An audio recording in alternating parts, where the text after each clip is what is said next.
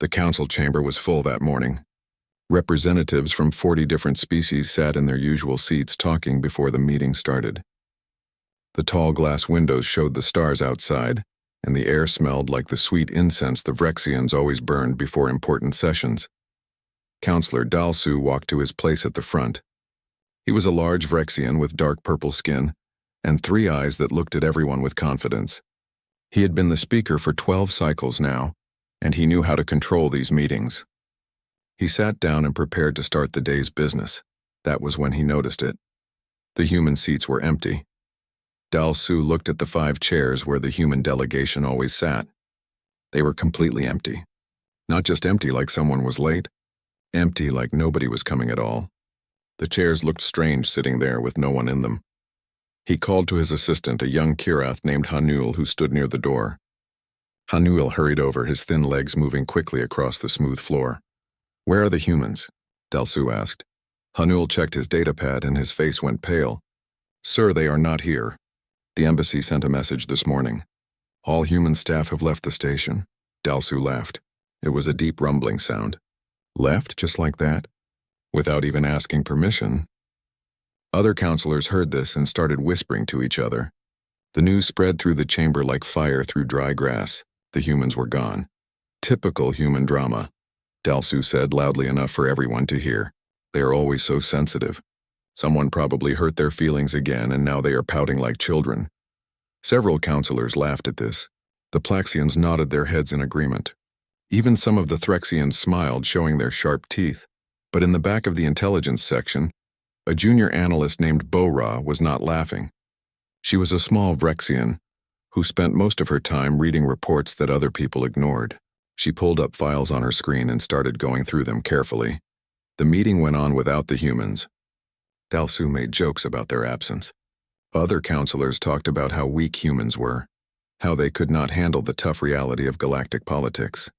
They said humans were too emotional, too soft, too quick to take offense. Nobody seemed worried. After the meeting ended, Bora stayed at her desk. She kept reading through old files and reports. What she found made her stomach feel cold. The humans had not left suddenly. They had been planning this for months, maybe even years. Every human ship had quietly returned to human space over the past 6 months. Every human citizen working in council territory had slowly gone home. The embassy staff were just the last ones to leave, and there were warnings. So many warnings. Bora found speech after speech from Ambassador Taejin, the human representative. He had stood in this very chamber and talked about fairness. He had asked the council to treat humans as equal partners, not as servants. He had pointed out how humans always got the dangerous jobs, the thankless missions, the tasks that nobody else wanted to do. She found a speech from 2 years ago. Taejin had been calm that day, speaking in his quiet way. He was a middle-aged man with gray hair and tired eyes. Bora remembered seeing him around the station, always polite, always patient. "We ask only for respect," Taejin had said. "We have fought your wars. We have mediated your conflicts. We have given our resources, our technology, our lives, to help build this council into something great. We ask for nothing in return except to be treated as equals, as partners, as friends."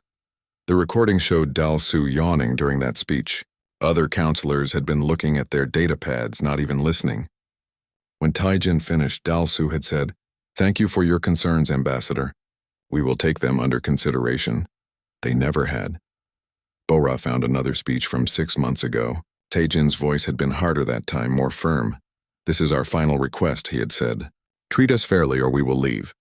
We will not fight you. We will not make threats. We will simply go, and you will have to manage without us."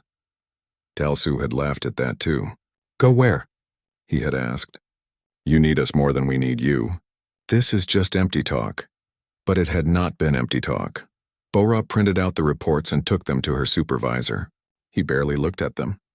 "The humans will be back," he said, waving his hand. "They always come back.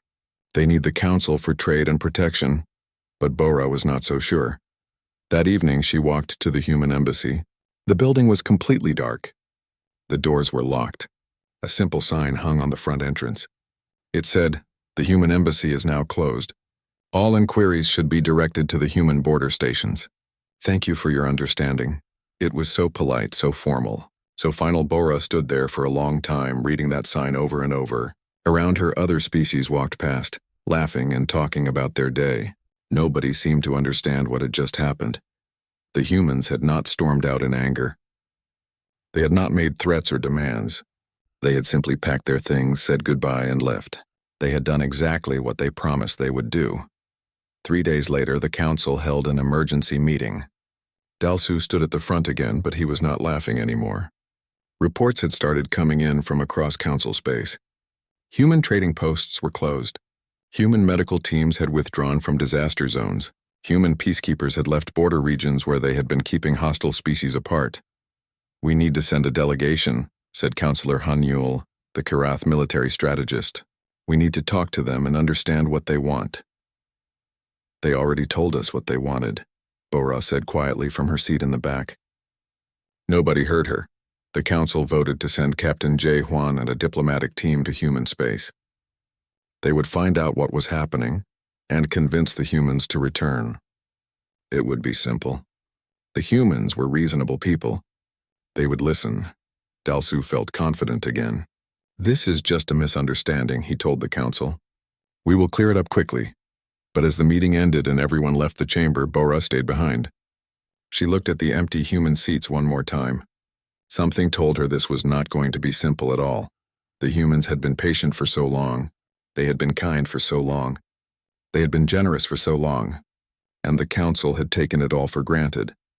Now the humans were gone, and Bora had a terrible feeling that they were not coming back. Captain Jae Hwan stood on the bridge of his ship and looked at the view screen. Before him was the border of human space. He had been to this region many times before. It used to be busy with traffic, full of human ships moving in and out, traders calling out greetings, patrol vessels waving as they passed. Now it was silent. Not empty. Silent. There was a difference. Jae Hwan could see defense stations in the distance. Their lights were on. Their weapons were active. But no ships moved between them. No communication signals came from them. It was like looking at a wall that was watching you but would not speak.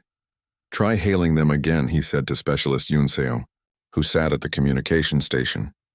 Yoon Seo was a thin Threxian with gray skin and large eyes. She had worked in communications for 20 years and could speak 17 languages. She pressed buttons on her console and sent out another signal. "Human vessels, this is Council Diplomatic Ship Aurora. We request permission to enter your space for peaceful talks. Please respond." They waited. Seconds turned into minutes. Finally, a response came back. But it was not from a person. It was a recorded message played by a computer. "This is the Human Border Authority. Human space is currently closed to all foreign vessels. We are not accepting diplomatic missions at this time. Please turn back. This is not a hostile act. We simply wish to be left alone. Thank you for your understanding." The message ended. Yoon Seo looked at Jae Hwan with worry in her eyes. "Try again," Jae Hwan said. "Use the emergency diplomatic codes. Tell them we are here on official council business." Yoon Seo sent the message with the special codes that were supposed to open any door in council space. The codes that meant urgent business from the highest levels of government. The same recorded message played again. Word for word. Exactly the same. Commander Hee Won walked up behind Jae Hwan. She was a tall Vrexian woman with scars on her face from years of military service. She had fought beside human soldiers in 3 different wars. She knew them well. "They are not going to let us in," she said quietly. "We have to try," Jae Hwan said. He was a Kyrath and his people believed in persistence. "We will wait here. Maybe someone will talk to us eventually." They waited for 6 hours, then 12, then a full day. The recorded message played every time they sent a signal. Nothing else came through. During that time, other ships arrived. A Plaxian trading vessel showed up, trying to reach a human station where they used to buy medical supplies. The same recorded message turned them away. A Threxian passenger ship came looking for humans who had promised to attend a cultural festival. The same message sent them back. Yoon Seo spent hours trying to break through the communication block. She tried every code she knew. She tried sending messages in different languages. She tried using old frequency channels that humans used to monitor. Nothing worked. Every attempt got the same polite, recorded response. "Their encryption has changed," she finally said, leaning back in her chair with exhaustion. "I cannot even scan their networks anymore."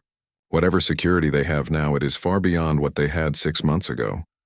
Hewan was studying the defense stations through the ship's sensors.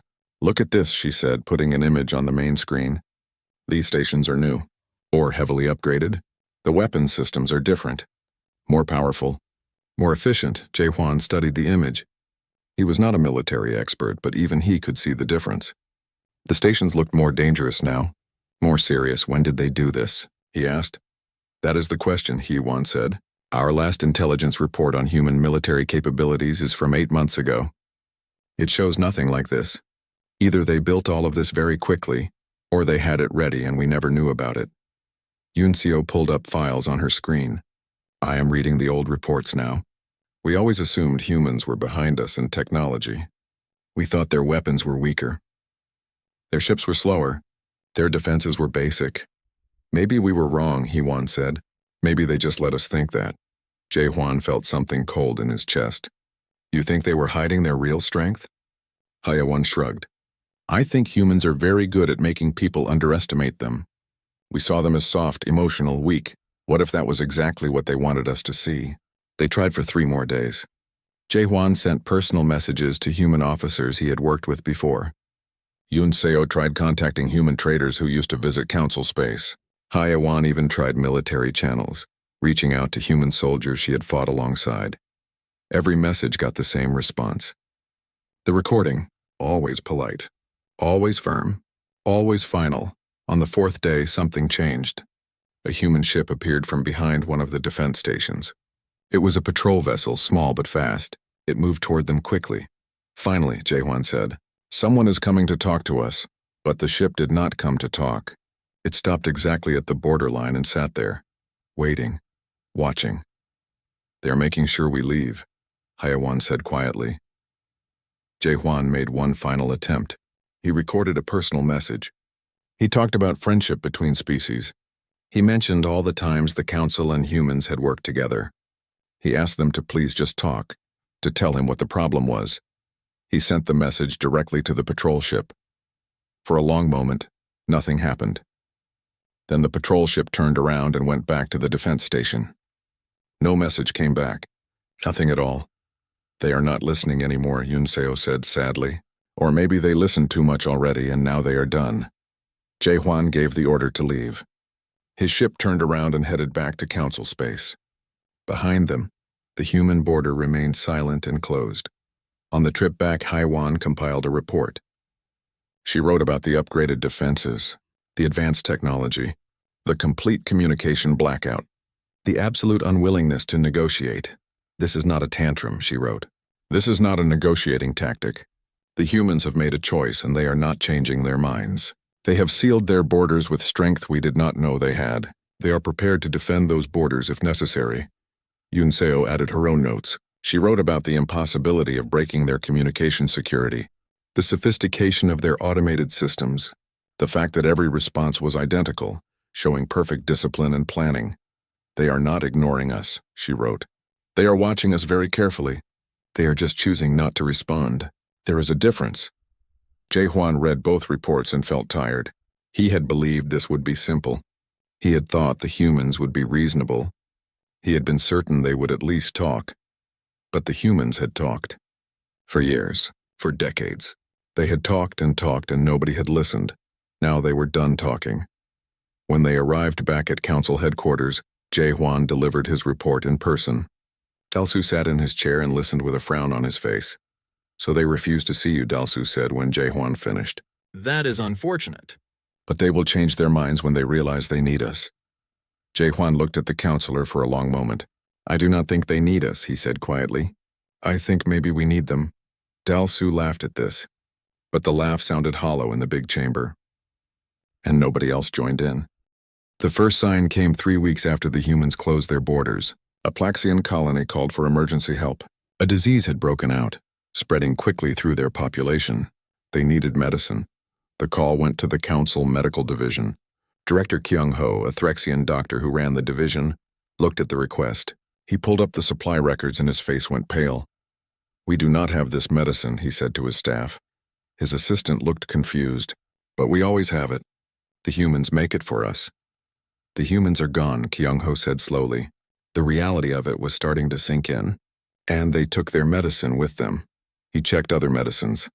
Nearly 40% of the Council's medical supplies came from human manufacturers.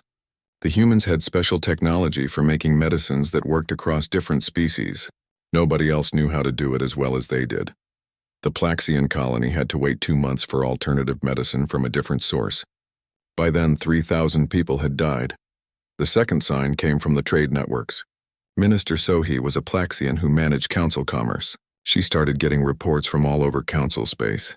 Trade routes were failing. Ships were sitting idle. Goods were not moving. She pulled up her trade maps and saw the problem immediately. The humans had been the connection between dozens of species. They traded with everyone, even species that hated each other. If Species A refused to deal with Species B, the humans would buy from A and sell to B. Everyone got what they needed. Now that connection was gone.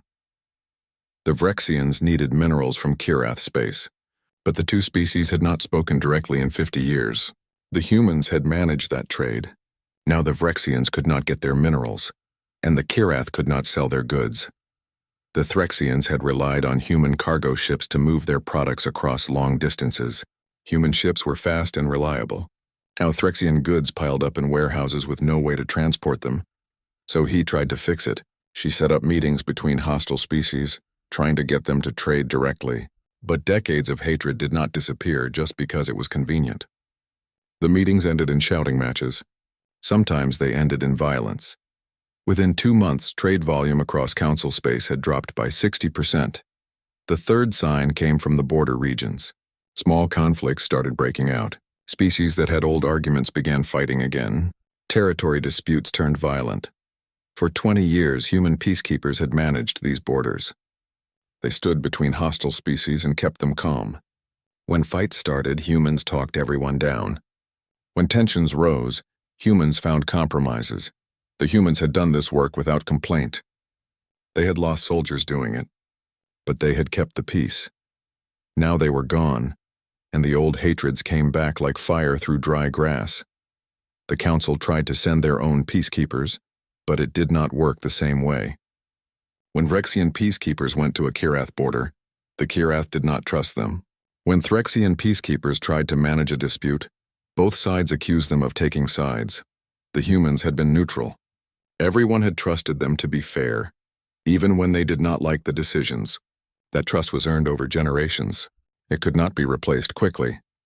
Within 3 months, 5 border wars had started. Bora watched all of this from her desk in the intelligence division. She compiled reports and sent them to her supervisors. Most of them were ignored. The people in charge did not want to admit how bad things were getting, but Bora kept digging. She went through decades of records. She looked at every mission, every project, every crisis that the council had faced, and she found the pattern. Humans were always there. When a plague broke out, human doctors were first to arrive. When a station needed emergency repairs, human engineers volunteered. When a diplomatic crisis threatened war, human ambassadors worked day and night to find solutions. Humans had died in dozens of wars that were not their own. They had spent fortunes helping species that never thanked them. They had given their time, their knowledge, their resources, and their lives to make the council work. And the council had treated them like servants. Bora found records of council meetings where human proposals were dismissed without discussion. She found budget reports showing humans paid more into the council than they received back. She found casualty lists showing human losses in council operations were 3 times higher than any other species. She found a financial report that made her sick. For 15 years, humans had been loaning money to the council to prevent economic collapse. The loans were never repaid. They were never even acknowledged. The council just kept asking for more and the humans kept giving it, until now. Bora put all of this into a comprehensive report. She spent a week working on it, barely sleeping. When it was finished, she sent it to every counselor. She sent it to news organizations. She sent it to anyone who would read it. Most people ignored it. Dalsu called her into his office and told her to stop causing trouble. Her supervisor threatened to fire her, but some people read it. Ambassador Sujin, a Kirath diplomat, read the whole thing. She sat in her office afterwards, staring at the wall. She had worked with humans for 10 years. She had thought they were friends. Now she realized she had been part of the problem. She had asked humans for help constantly. She had relied on their patience and kindness. But she had never asked if they needed help. She had never questioned whether they were being treated fairly. She had taken them for granted, just like everyone else. Counselor Ha Newell read the report too. As a military strategist, he understood the implications immediately. The humans had been the Council's strength. Their technology, their soldiers, their strategic thinking. Without them, the Council was weaker. Much weaker, and the humans knew it. That was why their borders were so well defended now. They were not afraid of the Council anymore. They had probably never been afraid. They had just been kind enough to pretend. 4 months after the humans left, Dalsu called an emergency council session. The chamber was full, but the mood was different now. Nobody was laughing. Nobody was making jokes. "We need to discuss the human situation," Dalsu said. He looked tired. "Older, what is there to discuss?" asked a Threxian counselor. "They are gone. The damage is done. We need them back," so he said bluntly. "Our economy is collapsing. Trade is failing. We cannot sustain this, and how do we get them back?" Hanul asked. "They will not talk to us." Silence filled the chamber. Nobody had an answer. In the back of the room, Bora stood up. Her voice was quiet but clear. "Maybe we cannot get them back," she said. "Maybe we do not deserve to." Dalsu glared at her. Sit down, analyst. "You are out of line." But Bora did not sit down.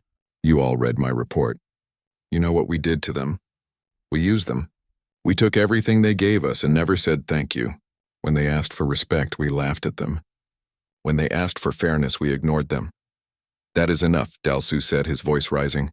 "No," Ambassador Sujin said, standing up too. "It is not enough. She is right. We treated the humans terribly. And now we are paying the price." More counselors began talking. Some defended their actions.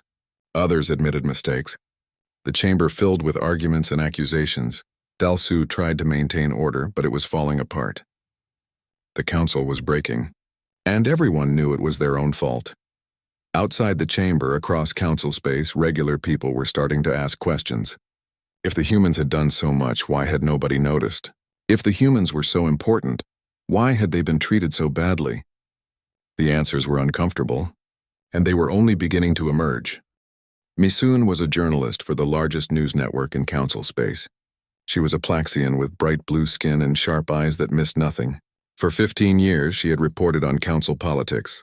She thought she understood how things worked. Then she received an anonymous message.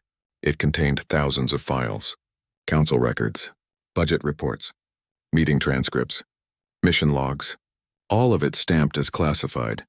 She knew immediately who had sent it. Bora, the junior analyst. They had never met, but Misun had read her report about human contributions to the council. This was the proof to back up that report. Misun spent 3 weeks going through the files. What she found made her angry. Not the quick anger that fades. The deep anger that comes from seeing injustice and knowing it was preventable. The files showed everything. 20 years of human service. 20 years of being taken advantage of. There was a mission log from the Kresh Nebula disaster. A station had exploded, killing thousands. The council needed someone to go into the unstable area to rescue survivors. The environment was deadly. Radiation levels would kill most species within hours. Humans volunteered. 20 human rescue workers went in. 12 of them died. They saved 400 lives from 6 different species. The council meeting notes from afterward simply said, "Rescue operation complete. Acceptable losses. There was no memorial, no recognition. The human families received standard death benefits, nothing more." The council had moved on to the next crisis within a week. Misun found budget records showing the humans had loaned the council 40 billion credits over 15 years. The loans were never repaid. When human ambassador Tae Jin had asked about repayment 3 years ago, Councillor Dalsu had told him the council would pay when it was convenient. It never became convenient. She found records of human medical researchers who had developed treatments for cross-species diseases. They had given the formulas to the council for free, asking only to be credited in the research papers. The council had published the papers with no mention of the human scientists. When the humans complained, they were told not to be so concerned with glory. She found military reports from the Threxian-Kirath border war 12 years ago.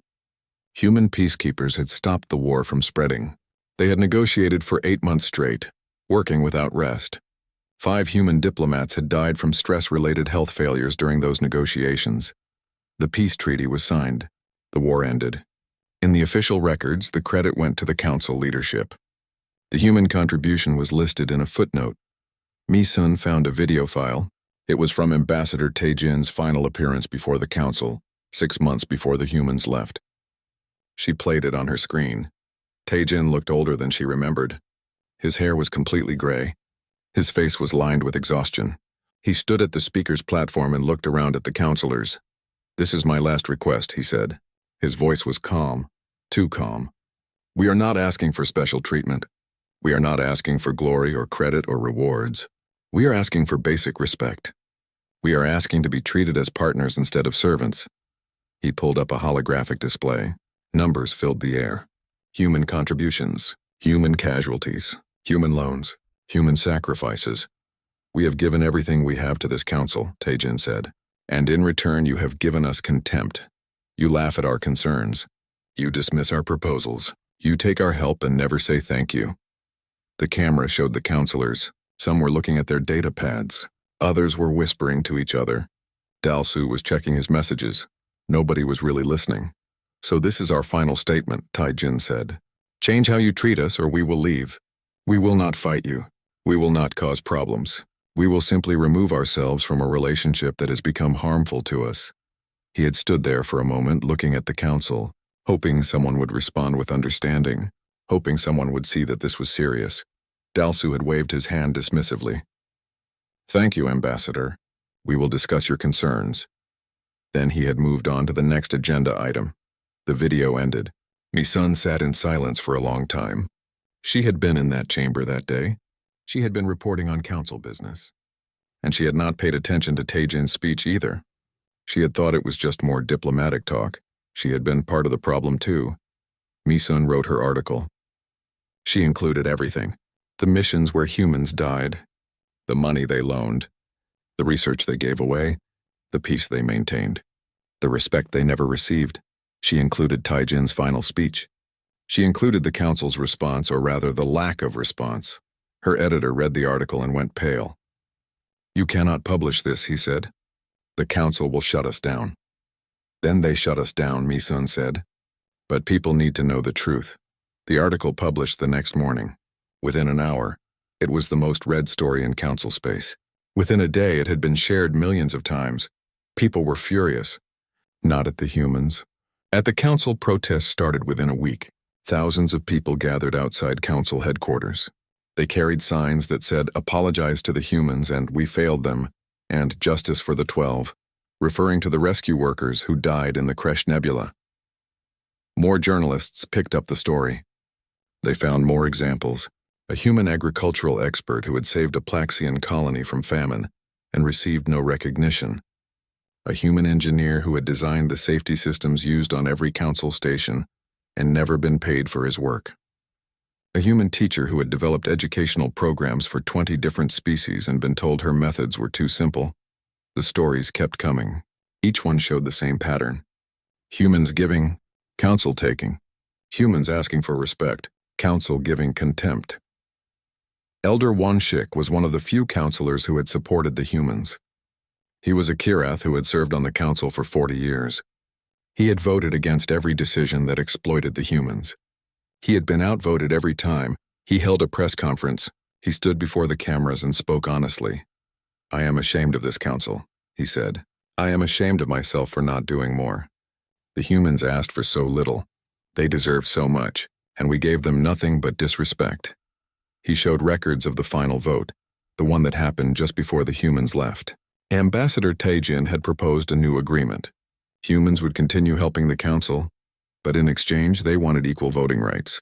They wanted fair payment for their services. They wanted credit for their work. The council had voted against it. 35-5. The majority said humans were asking for too much. They said humans should be grateful to be part of the council at all.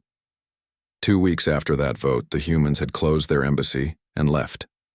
The public reaction was explosive. People demanded resignations. They wanted Dalsu removed from office. They wanted investigations into council corruption. They wanted justice for the humans who had died serving the council. Dalsu tried to defend himself. He gave speeches saying he had been trying to protect council interests. He said humans had always been free to leave if they wanted. He said the council had done nothing wrong. Nobody believed him. In her small office, Bora watched the news and felt a mixture of satisfaction and sadness. She had wanted people to know the truth. Now they knew. But the truth was painful. She received a message from Misun. "Thank you for the files. You did the right thing," Bora wrote back. "I just hope it is not too late," but she suspected it was. The humans had made their choice. They had closed their borders and walked away. They had been patient for so long. They had given so much. And they had finally decided they were done. The truth was out now. Everyone knew what the council had done. Everyone knew how badly the humans had been treated. But knowing the truth and fixing the problem were two different things. And some damage could not be undone. 6 months after the humans left, Captain Jae-hwan made a second trip to the human border. This time he was not there as a council representative. He was there as himself, carrying a personal message. He had written to a human officer he had served with, a woman named Lieutenant Kim, who had saved his life during the Vrexian crisis. They had been friends once, or he had thought they were friends. Now he was not sure if he had ever really understood what friendship meant to her. His ship approached the border. The same defense stations were there, silent and watchful. He sent his message to the automated system, explaining that he wanted to speak to Lieutenant Kim. He wanted to apologize. He wanted to understand. For 3 days he received nothing but the standard recorded message. Then on the 4th day, something different came through. It was not a live communication. It was a pre-recorded message, but it was personal. A face appeared on his screen. It was not Lieutenant Kim. It was a man he did not know, middle-aged with kind eyes and a tired smile. "Hello," the man said. "My name is Sung-min. I am speaking on behalf of the human government. We have received many messages like yours in recent months. Messages from individuals who want to apologize, who want us to come back, who want to know why we left." Sung-min paused. When he spoke again, his voice was gentle but firm. "We left because we had to. Not because we were angry, though we had reason to be. Not because we wanted revenge, though we could have caused great harm on our way out. We left because staying was hurting us." He looked directly at the camera as if he could see Jae-hwan through it. "For generations, we gave everything we had to the council. We gave our time, our resources, our technology, our lives. We did it because we believed in the dream of a united galaxy. We believed that if we just kept helping, kept giving, kept being patient, eventually we would be seen as equals. But that never happened. The more we gave, the more was expected of us. The more we helped, the more we were taken for granted. We were never partners. We were servants who did not know their place." Sung-min's expression softened slightly. "Some of you were different. Some of you were kind. Some of you were fair. We remember those people. But kindness from a few individuals does not change a broken system." And the system was broken. The council was built on the expectation that humans would give endlessly and ask for nothing in return. So we made a choice. We chose ourselves. We chose our own well-being. We chose to stop sacrificing our people for those who did not value those sacrifices. He leaned back in his chair. "You want to know if we are coming back? The answer is no. We are not coming back. Not now, not in the future. This is not a negotiating position. This is a final decision. We are doing well, better than we expected, honestly. Without the burden of council obligations, we have resources to invest in our own people. Our economy is growing. Our technology is advancing. Our people are happier. We should have left a long time ago." Sung-min stood up. Behind him, Jae-hwan could see a window showing a beautiful city with tall buildings and green parks. "We wish you well," Sung-min said. "We hold no hatred toward the council or its people. We simply want to be left alone. Please respect that choice. Do not send more delegations. Do not try to contact us. Let us go in peace." The message ended. Jae-hwan sat in his captain's chair for a long time, staring at the empty screen. He had hoped for something different. An angry tirade he could argue against. A list of demands he could try to meet. Something that gave him a path forward. But there was no path forward. The humans were done. And they were happy to be done. He took the message back to the council. It played in the main chamber. Councilors watched in silence. When it ended, nobody spoke for a full minute. Finally, Dalsu stood up. He looked smaller now, older. The protests had forced him to resign as speaker, but he was still a counselor. For now, they are bluffing, he said weakly. They need us. They will realize that eventually. No, Elder Wanshik said.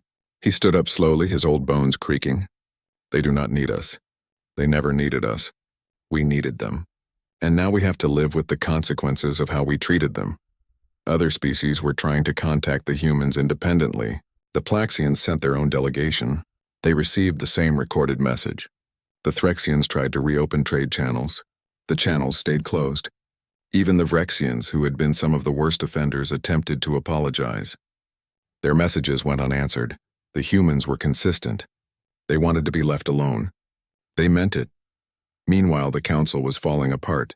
3 member species withdrew completely, saying they had lost faith in the leadership. 5 border wars continued with no resolution. The economy remained in crisis. Medical shortages were causing deaths across council space. Public anger forced changes. Dalsu was officially removed from the council and faced criminal investigation for corruption. 7 other councilors resigned. New elections were held. Bora was promoted to senior analyst. She was given the task of helping rebuild the intelligence division with an emphasis on honesty and accountability. On her first day in her new position, she hung a picture on her wall. It was a photo of Ambassador Taejin giving his final speech. She wanted to remember. She wanted to make sure others remembered too. Elder Wanshik became the new council speaker. He was old, but he was honest. His first act was to create a memorial for all the humans who had died serving the council. It was a simple monument with names carved in stone. Thousands of names. At the dedication ceremony, Wanshik spoke to a crowd of thousands. These names represent people who gave their lives for us, he said. They asked for nothing but respect. We gave them nothing but contempt. Let this monument remind us of the cost of arrogance. Let it remind us that taking others for granted always comes with a price. The council began the slow process of reform. They established fair payment systems for services. They created equal voting rights for all species. They built accountability measures to prevent exploitation, but they did it without the humans. And everyone knew the council would never be as strong as it once was. Some species learned from the mistakes. They treated their neighbors better. They valued cooperation. They remembered what happened when kindness was taken for granted. Other species did not learn. They became bitter. They blamed the humans for abandoning them. They said humans were selfish for choosing themselves over the greater good. These species slowly isolated themselves, unable to adapt to a galaxy that no longer revolved around their needs. Years passed. The council stabilized but never fully recovered. Trade networks found new, less efficient routes. Wars eventually ended through exhaustion rather than negotiation. Medical research continued without human innovation, progressing at a fraction of its former speed. Occasionally, rumors came from human space. Their colonies were expanding. Their technology was advancing rapidly. They had formed new alliances with species outside council territory. They were thriving. Captain Jae-hwan heard these rumors and felt a mixture of emotions. He was happy for them. They deserved success, but he was also sad for what might have been. If the council had just listened, if they had just treated the humans fairly, the galaxy could have been so much better. Ambassador Sujin visited the memorial often. She would stand there reading the names, thinking about the humans she had worked with. She had thought she knew them. She had thought she understood them. But she had never really seen them as equals. She had seen them as useful, as helpful, as kind, but not as equals. That was the real lesson, she realized. The humans had not left because of any single incident. They had left because of thousands of small disrespects. Thousands of times they were overlooked. Thousands of times their contributions were minimized. Thousands of times they were expected to give without receiving. It had added up over decades, and finally, they had decided they were done. Bora wrote a final report about the human withdrawal. It was required reading for all new council members. The conclusion was simple. Respect must be mutual or relationships will fail. Take people for granted and eventually they will leave, and sometimes they will not come back. On a human colony world at the edge of explored space, a community gathered for a celebration. It was the anniversary of the withdrawal. what they called Independence Day. Children played in the streets. Families gathered for meals. People told stories of the old days in council space, and everyone agreed they were better off now. An old woman stood on a balcony watching the celebration. She had gray hair and tired eyes. Her name was Ambassador Taejin's daughter. She remembered her father coming home exhausted every night, frustrated by meetings where nobody listened. She remembered him making the difficult decision to recommend withdrawal. He had died 2 years ago, long enough to see that his choice was right, long enough to see his people happy and free. She raised a glass to the sky. "Thank you, Father," she said quietly. "Thank you for being strong enough to choose us. Thank you for knowing when to walk away." Around her, humanity continued its celebration. They had left the council quietly without drama or vengeance. They had simply decided that their own well-being mattered more than endless service to those who did not appreciate it. It was the most human thing they could have done. To give so much for so long and then to finally peacefully choose themselves.